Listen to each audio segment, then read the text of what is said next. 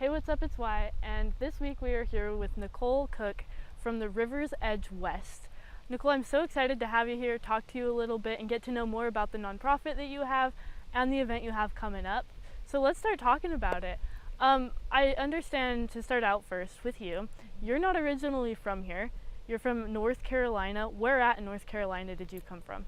I was close to Asheville, North Carolina, so it's a pretty different area to how things are over here, but moved here about a year ago for this job with RiversEdge West, and it's been a really amazing opportunity to explore more about the ecosystems out here and contribute to the community. How did you find the job? I think I was looking at all sorts of different job boards coming out of grad school. It might have been the conservation job board. And then it just seemed like a really great fit, and I really got along well with all the staff, and so it just was an easy decision. So you decided to go from the rainforest type environment out here to the desert. Yes. And so far you like it? I do really like it, yeah. It was time for a change, and it certainly was a change. Good. Yeah. So tell me what your role is with RiversEdge West. Yes, so RiversEdge West is a nonprofit that focuses on riparian restoration, so riverside restoration. And my role specifically is the education and outreach coordinator. So that involves our youth and adult education programs, our volunteer program, our big conferences and workshops, and all sorts of other things in between. And tell me a little more about the program, what you guys do. About RiversEdge West? Yes. Yes, so I mentioned riverside restoration. Right. And so that includes things like invasive plant removal. That's a big piece of our work. So a lot of people have heard of the plant tamarisk or salt cedar.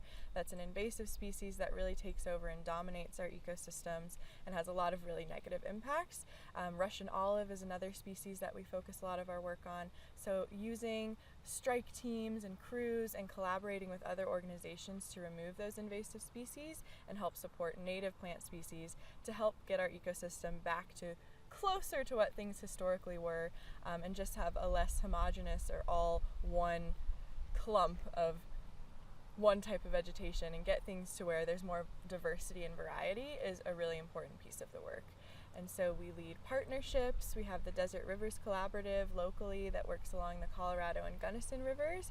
So we bring together people from local government, state government, federal government, nonprofits, for-profit groups to all focus on this common goal of improving our riverside habitat. That's incredible, and I love that you have that background going into it. You knew this is what you wanted to do. Would you say that your college career has helped you understand the river and what your job is now? Yes, yeah. So in undergrad I was studying environmental studies, and then for my master's degree I studied biology, and all of that information that I learned about ecology, animal behavior, environmental studies, soil science, all of those different things all play a really important role in the work I do now. And while my role is more focused on the education and outreach side, it's still really important to have that foundational knowledge of how our river ecosystems work and how everything is connected. So definitely those college courses and research all have a really important role for what I do now. That's great. Yeah. So you have a lot, it sounds like RiversEdge West is very busy. There's a lot going on. Tell me about some of the events you have going on. Yeah, so really soon we have our Raft the River float trip and brunch. So this is an outreach and fundraising event that we host right here where we're sitting right now with Rimrock Adventures, a local adventure company that does rafting trips. And so the goal for that event is to bring community members out to learn more about our organization. We'll float down the Colorado River here in Fruita down to Loma, and along the way RiversEdge West staff will be on each raft telling community members about the restoration work that goes on along the Colorado River and all throughout the American West. And then we come back and gather here and enjoy Cafe Soul Brunch, a great local restaurant, as well as a Bloody Mary and Mimosa bar, which is always a big hit. We do some prize giveaways, and it's just a really fun time. We have some prizes from REI, some of our own merch and tickets for experiences, some gift cards from local businesses, just an extra incentive for people to sign up for the event. And how many people come out usually for those? Usually about 40 to 50 people for that event. Great. And we hold it every year, so if you missed out on signing up for it this year, you can always sign up again next year. Our wait list is open right now, but we filled up even faster than usual, which is great. But Yeah. of course, we wish we could allow everyone who wants to attend. But it's great to see that within the community you have those 40 or 50 people that want to learn about it and want this experience that you guys are hosting. Exactly. It's really great. We have a combination of people who come to this event every year because they love it so much, and newer people to the community who are hoping to learn more about RiversEdge West. Great. And what other events, so if people might have missed out on this one, what other events do you have coming up in the future? So one that we're really excited about is our online auction. So it's going to be from August 23rd through the 31st, and it includes a bunch of really cool items and experiences, including some rafting trips. So if you missed out on this one, there's other options.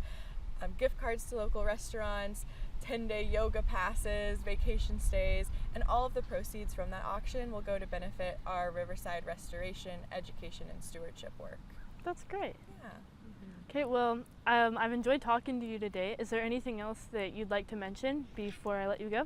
Yeah, I'd love to mention that we have our stewardship program, which includes monthly or twice monthly volunteer events. So if people are looking to contribute directly to restoration work and meet other environmentally minded people in the community, you can check out our website and sign up for a volunteer event. It's free. We provide coffee and snacks, and then you get to help remove invasive plants, protect cottonwoods, and all sorts of other cool things. And is that open to all ages? Is it something that high school students and adults could do? Yes, it is open to all ages. If you're under 18, we usually ask for a parent or guardian to be there. Some of the activities might not be ideal for a very young crowd, but certainly high school and up, all the activities would be totally great. So it's open to everyone. That's great. Yeah. Okay, well, thank you so much for coming out and coming to this beautiful location and talking to me today. Is there anything else that you'd like to mention? I just want to say thank you so much for having me and helping us get the word out about RiversEdge West. Yeah, thank you for your time today, and I appreciate you coming here, and I'm glad we got to chat. Me too. Thanks. That's all we have this week on The Talk of the Town. Thanks for tuning in.